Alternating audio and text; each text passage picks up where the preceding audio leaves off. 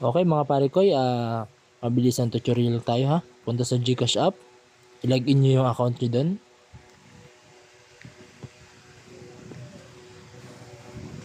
Okay, after that, sa bandang kanan ibaba, makikita ang profile, click ang my link account. Click GCash card. Okay, so scroll down, makikita ang link my card. Okay, mag-send sa inyo si GCash ng OTP for verification yon na kayo ang mismong may hawak ng card. So enter nyo lang dyan, alright.